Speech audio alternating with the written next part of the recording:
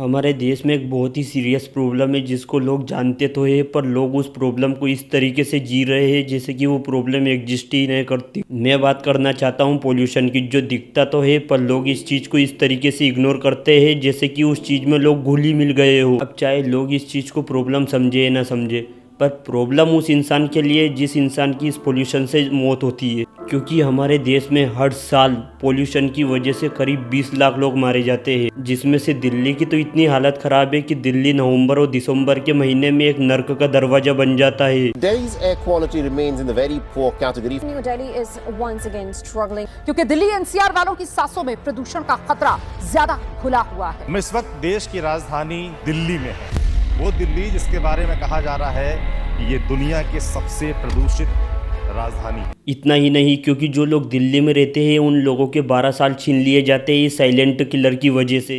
लेकिन पोल्यूशन दिल्ली में ही नहीं है, दिल्ली के अलावा इन शहरों में भी पोल्यूशन है, जिसमें मुल्तानपुर, फरीदाबाद, लोनी, न्यू दिल्ली, गुरुग्राम, गांधीनगर, नोएडा, भिवाड़ी, इन सिटियों में सबसे ज़्यादा पोल्यूशन होता है। जैसे कि आप इस इमेज में क्लियरली देख सकते हो कि सबसे ज़्यादा पोल्यूशन किन चीज़ों से होता है। जैसे कि पोल्यूशन को 2 टाइप्स से देखा जाता है, जिसमें PM 2.5 माइक्रोस ये सबसे ज़्यादा हम इंसानों के लिए खतरनाक होते हैं, और फिर इसके अलावा PM 10 माइक्रोग्राम्स ये थोड़ा इंसानों के लिए थोड़ा कम घातक होता है। अगर जो हम इसका कंपैरिजन करें तो PM 2.5 सबसे ज़्यादा इंसानों के लिए खतरनाक होता है, क्योंकि ये डायरेक्ट फेफड़ों पर अटैक करता है, और जितनी जाने PM 2.5 पोल्यूशन से जाती है उतनी किसी से भी नहीं जाती। इसलिए हम बात करेंगे PM 2.5 के बारे में कि PM 2.5 सबसे ज़्यादा किन चीज़ों में पाया जाता है। अब PM 2.5 हमारे लिए इतना खतरनाक क्यों है, तो आप इस आर्टिकल में साफ साफ देख सकते हो, क्योंकि PM 2.5 डायरेक्ट पोल्यूशन का लेवल बढ़ा देता है। अब आप बोलोगे कि भाई एयर पोल्यूशन तो सब जगह है, तो पर भाई मैं आपको बता दूं आज हमारी इंडिया 4th लार्जेस्ट इकोनॉमिक बन चुका है, और हम इंडिया जैसी बड़ी कंट्री में इतना पोल्यूशन, तो भाई आप भी नहीं चाहोगे कि भाई हमारी इंडिया में इतना पोल्यूशन होना चाहिए। फिर भी हमारे देश में नवंबर और दिसंबर के महीने में इतना ज़्यादा पोल्यूशन देखा जाता है कि जैसे कि एक नॉर्मल व्यक्ति टैक्स ही नहीं दे रहा हो सरकार को। वो इसलिए क्योंकि एक नॉर्मल व्यक्ति क्या चाहता है कि सरकार हमको कम से कम एक ठीक से हवा तो दे सके, क्योंकि आज भी हमारा देश 5वें नंबर पर आता है एयर पोल्यूशन की वजह से। और वहीं अगर जो हम चाइना को देखें, जिसको हम हमेशा ही कंपेरिजन करते रहते हैं कि भाई चाइना कितना आगे है, जैसे कि आप साफ साफ देख सकते हो इस आर्टिकल में कि चाइना 21 रैंक पर आता है एयर पोल्यूशन में। अब बेसिकली चाइना और इंडिया इन दोनों में पोल्यूशन तो था, पर चाइना ने उस चीज को इमरजेंसी बनाकर उस पोल्यूशन को बहुत ही ज्यादा रोक दिया। पर वहीं हमारे इंडिया ने क्या किया, तो मैं आपको बता दूं हमारे इंडिया ने जिम्मेदारी तो छोड़ो, उस पोल्यूशन के बारे में इंडिया बात भी नहीं करता। अब चाइना और इंडिया आजाद तो एक साथ हुए थे, पर उस आजादी को जी कौन रहा है, उस आजादी को भाई चाइना ही जी पा रहा है, क्योंकि भाई इंडिया के लोग तो पोल्यूशन की वजह से अपनी जान खो रहे हैं, और फिर भी हमारे पॉलिटिशियंस कुछ बोल भी नहीं रहे हैं। अब जैसे कि चाइना के शेर विंटर सीजन में कुछ इस प्रकार से दिखाई देते हैं, और वहीं हमारे इंडिया के शेरों को देखो तो उनका नजरिया ही कुछ इस प्रकार से दिखाई देता है। अब हमारे इंडिया में इतना पोल्यूशन क्यों है, और हमारे पास एक स्ट्रॉन्ग सिटी का डाटा है जिसको हम कैपिटल सिटी के नाम से जानते हैं। आइए हम इस वीडियो में जानते हैं कि दिल्ली में इतना पोल्यूशन आया कहाँ से, और मेनली सबसे ज्यादा पोल्यूशन किन चीजों से हो रहा है। अब जैसे कि आपको पता है कि दिल्ली एक बहुत बड़ा राज्य है जहाँ पर बहुत ही ज्यादा कंस्ट्रक्शन का काम चल रहा होता है,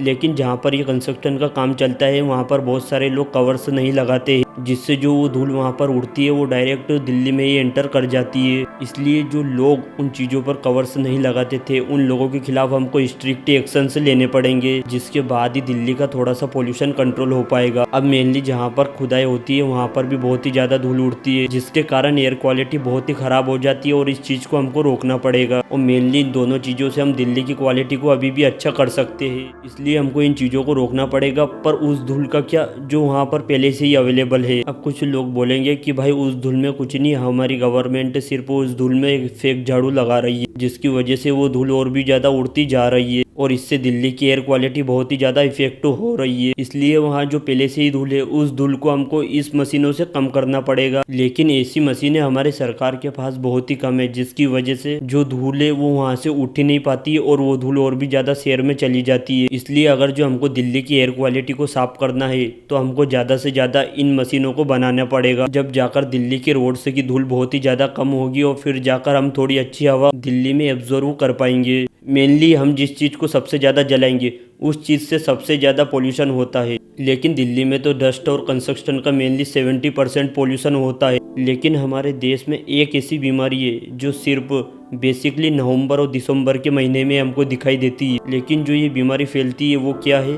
वो है स्टबल बर्निंग। अब जैसे कि पराली जलाई तो जाती है पंजाब में, पर इसका जो धुआं है वो मेनली दिल्ली में आकर दिल्ली का नज़रिया ही बदल देती है। वो इसलिए क्योंकि जिस टाइम पर पंजाब और हरियाणा के किसान अपनी पराली को जलाते हैं उस टाइम पर भारत के मैप में भारत की हालत कुछ इस प्रकार से दिखाई देती है और स्टबल बर्निंग की वजह से ये इतना एरिया यूँ मानो कि एक स्मोक कंट्री बन जाता है। अब आप सोच रहे होंगे कि भाई ये बनता कैसे है, तो मैं आपको बता दूं ये मेनली उन चीज़ों से बनता है। जिस टाइम पर ये पराली जलाई जाती है तो उस टाइम पर हवा का रुख भी विंटर सीजन की वजह से चेंज हो जाता है, जिसकी वजह से जो पराली का धुआं रहता है वो डायरेक्ट दिल्ली में एंटर करता है। और यही वजह है कि स्टबल बर्निंग की वजह से दिल्ली में 45% पोल्यूशन होता है। अब जैसे कि एक रिपोर्ट ने बताया है कि दिल्ली में एक दिन भी रुकना विंटर सीजन में बहुत ही मुश्किल है। वो इसलिए क्योंकि जो लोग दिल्ली में रहते हैं उनके लिए पोल्यूशन इतना नॉर्मलाइज कर दिया गया है, क्योंकि जो लोग दिल्ली में रह रहे हैं वो विंटर सीजन के टाइम पर एक दिन में 50 सिगरेट के बराबर पोल्यूशन अपने अंदर खींच लेते हैं। और इस पोल्यूशन में जो दिल्ली में रह रहे हैं उनकी ज़िंदगी के कम से कम 12 साल छीन लिए जाते हैं इस पोल्यूशन की वजह से, जिसकी वजह से दिल्ली का पोल्यूशन बढ़ जाता है। वो इसलिए क्योंकि जो हरियाणा और पंजाब में जलाई गई पोल्यूशन की पराली है उस पोल्यूशन की वजह से दिल्ली की बहुत ही ज़्यादा लेवल बढ़ जाते हैं पोल्यूशन में। अब जो पहले से वहाँ पर पोल्यूशन मौजूद है उसमें घी का काम करता है ये पराली।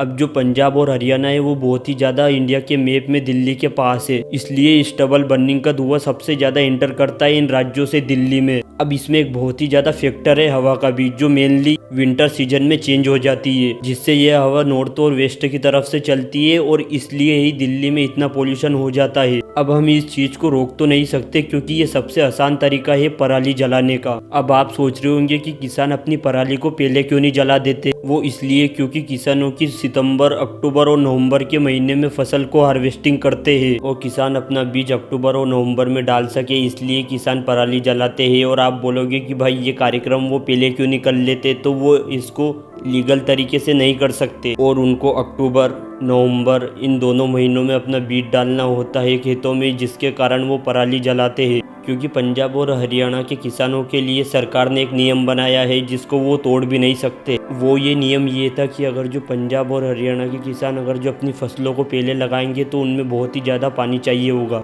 और वो अगर जो इलीगल तरीके से लगा भी ले तो सरकार उनकी फसलों को नष्ट भी कर सकती है। वो इसलिए क्योंकि अप्रैल और मई के महीने में एक धान के खेत को बहुत ही ज़्यादा पानी की ज़रूरत रहती है, क्योंकि 1 एकड़ के धान के खेत को पानी की ज़रूरत 4 से तो 5,000 लीटर की ज़रूरत रहती है एक धान के खेत को। इसलिए ये नियम बनाया गया है कि सिर्फ हरियाणा और पंजाब के किसान जून में ही अपनी फसल को लगाएंगे। लेकिन हम सीरियस तभी होते हैं जब हमको पोल्यूशन दिखाई देता है। हम 300 और 400 पार पोल्यूशन को तो देखते ही नहीं है, जब पोल्यूशन 999 हो जाता है, जब हमको पता चलता है कि भाई पोल्यूशन बढ़ चुका है, जैसे कि पराली और दिवाली का धुआं, इन चीज़ों को तो हमको बैन करना ही चाहिए। लेकिन हम सब लोगों के लिए सबसे खतरनाक पोल्यूशन वो होता है जो हम दिन ब दिन रोज ना रोज झेलते हैं। वो क्या है? इंडस्ट्रीज पोल्यूशन और कार पोल्यूशन। ये दिल्ली की हालत को दिन ब दिन बिगाड़ते जा रहे हैं और ये पोल्यूशन सारे साल रहता है। क्योंकि ये पोल्यूशन हमारे लिए ख़राब क्यों है? क्योंकि जिस चीज़ को हम सबसे ज़्यादा जलाएंगे उस चीज़ से हमको सबसे ज़्यादा हमारी बॉडी को इफेक्ट होगा। लेकिन फिर भी हमारे देश में इंडस्ट्रीज के पोल्यूशन को क्यों नहीं हटा दिया जाता? क्योंकि जो बड़ी बड़ी कंपनियां होती है वो सरकार को अपने कंट्रोल में रखती है, जिसकी वजह से एक इंडस्ट्रीज के ओनर सरकार को बहुत ही ज़्यादा ब्लैक मनी प्रोवाइड करते हैं। इसलिए सरकार को कोई भी फ़र्क नहीं पड़ता कि हमारे देश में कितना पोल्यूशन है, हमारे शहर में कितना पोल्यूशन है। जैसे कि इस रिपोर्ट ने साफ साफ बताया है कि पोल्यूशन हमेशा 25 के बीच में होना चाहिए। अगर जो इससे ज़्यादा पोल्यूशन हुआ तो वो पोल्यूशन नहीं, वो एक इमरजेंसी बन जाती है। और जबकि हमारे इंडिया में तो हालात ही ख़राब है, क्योंकि हमारे इंडिया में 60 माइक्रो क्यूब्स से भी ज़्यादा है। और ऐसा ही जानलेवा पोल्यूशन हम एक बार भोपाल में देख चुके हैं, जिसमें एक दिन में ही भोपाल में 5,000 लोगों से भी ज़्यादा लोगों की हत्या हो चुकी थी इस पोल्यूशन की वजह से। और ये पोल्यूशन गैस लीक होने की वजह से हुआ था। ये इंडस्ट्रीज की गैस हमारे लिए इतनी खतरनाक होती है कि एक इंसान को कभी भी मार सकती है। और जब 5000 लोग मर गए फिर भी उसके बाद आज भोपाल फिर भी इन्फेक्टेड है इस पोल्यूशन से। अब गवर्नमेंट ने इंडस्ट्रीज वालों के लिए रूल्स तो बनाए हैं, पर अब जो ये इंडस्ट्रीज वाले हैं ये इन रूल्स को अप्लाई नहीं करते खुद में, और ये अपनी फैक्ट्रीज पे भी इन रूल्स को अप्लाई नहीं करते, इसलिए इनके लिए कोई भी रूल्स एंड रेगुलेशन नहीं है। और इसी की वजह से आज दिल्ली में 8% पोल्यूशन सिर्फ इन इंडस्ट्रीज का ही होता है। और अगर जो हमको इस चीज को बदलना है तो हमको पहले हमारी सरकार को बदलना पड़ेगा, क्योंकि भाई मोदी जी के राज में तो सिर्फ नेता करप्शन ही करते हुए दिखाई दे रहे हैं। और अगर जो कुछ नेताओं ने इन चीजों पर ध्यान भी दिया है तो वो कुछ इस प्रकार से हालात हो जा रहे हैं इन नेताओं के, क्योंकि जहाँ पर पोल्यूशन की गिनती होती है वहीं पर भाई ये अपना टैंकर चलवा देते हैं उस पोल्यूशन को कम करने के लिए, जिसकी वजह से पोल्यूशन हमको हर साल ही इफेक्ट करता है। लेकिन एक प्रॉब्लम और ऐसी है जिसको हम सब लोग कंट्रोल कर सकते हैं, वो है व्हीकल पोल्यूशन। अब इस पोल्यूशन को सरकार भी रोक सकती है और सब लोग रोक सकते हैं, पर इस पोल्यूशन को कोई रोकना नहीं चाहता, क्योंकि दिल्ली में ज्यादा जनसंख्या होने के कारण कोई भी सिस्टम कीप अप ही नहीं कर पाता। अब दिल्ली में कम से कम 1 करोड़ से ज्यादा व्हीकल्स है। अब दिल्ली वालों को भी सबको पता है कि हम व्हीकल्स जितना लेंगे उतना ही ज्यादा डीजल और पेट्रोल के कारण हमारे सिटीज पर बहुत ही ज्यादा पोल्यूशन का इफेक्ट होगा। वो इसलिए क्योंकि दिल्ली में आज 90% व्हीकल्स डीजल और पेट्रोल से चलते हैं और सिर्फ 10% ऐसे व्हीकल्स है जो सिर्फ इलेक्ट्रिफाइड है। अब जैसे कि सरकार ने रूल्स एंड रेगुलेशन तो बनाए, जिसमें ये रूल है कि अगर जो कोई सी भी 10 साल पुरानी दिल्ली में कार है उसको आप रोड पर नहीं चला सकते, क्योंकि वही सबसे ज़्यादा पोल्यूशन करती है दिल्ली में। अब गवर्नमेंट ने इस रूल को तो बना दिया, पर इस रूल को कितने लोगों ने एक्सेप्ट किया? मात्र 3 से 4 हजार लोगों की गाड़ी हटाई गई दिल्ली में। अब दिल्ली के सभी लोगों को पता है कि भाई सरकार तो कुछ करेगी नहीं, इसलिए जब दिल्ली में कोई भी कार परचेस करने जाता है तो वो सिर्फ इलेक्ट्रिफाइड कार को ही एक्सेप्ट करते हैं, जिसमें दिल्ली में थोड़ा सा पोल्यूशन तो कम हुआ है कार्स से। और अगर जो दिल्ली में बहुत ही ज़्यादा पोल्यूशन बढ़ता गया तो बहुत ज़्यादा चांस है कि दिल्ली में पोल्यूशन की वजह से जो ये कार्स है डीजल और पेट्रोल वाली, इनको हटाया भी जा सकता है 5 से 6 सालों में। क्योंकि जब लोग इस खतरनाक पोल्यूशन में सांस लेते हैं तो यूं मानो कि दिल्ली के लोग एक दिन में 50 सिगरेट पी रहे हो। अगर जो हमने दिल्ली में इंडस्ट्रीज और कार्स के पोल्यूशन को हटा दिया तो यूं मानो दिल्ली में 10 से तो 30% पोल्यूशन यूं ही कम हो जाएगा। लेकिन अगर जो दिल्ली ये सब चीज़ें कर भी लेता है तो ये कोई रॉकेट साइंस नहीं है कि जिसमें इंडिया पहला देश है। ये बहुत सारे देशों ने ऐसी चीज़ें अप्लाई किए हैं और अपना बहुत ही कम पोल्यूशन किया है अपने देशों में। अब आप दिल्ली में पूरी तरीके से पोल्यूशन को साफ नहीं कर सकते, क्योंकि दिल्ली में डस्ट का बहुत ही ज़्यादा पोल्यूशन होता है और डस्ट को आप कितना ही साफ कर लो पर डस्ट हमेशा रह ही जाती है, जिसमें हमको दिल्ली में बहुत बार रोड्स में डस्ट तो दिखाई देती है। अभी जो मैंने आपको जो सॉल्यूशन बताए हैं उन सॉल्यूशंस को आप अप्लाई करके दिल्ली के पोल्यूशन को कम कर सकते हो। अगर जो हम हमारे देश के पोल्यूशन को चेंज करना चाहते हैं तो हमको इन सॉल्यूशंस को अप्लाई करना पड़ेगा, वरना कुछ भी नहीं होने वाला। अगर जो हम इन चीज़ों को खुद में ही एक्सेप्ट करेंगे तो एयर क्वालिटी अपने आप ही सही हो जाएगी।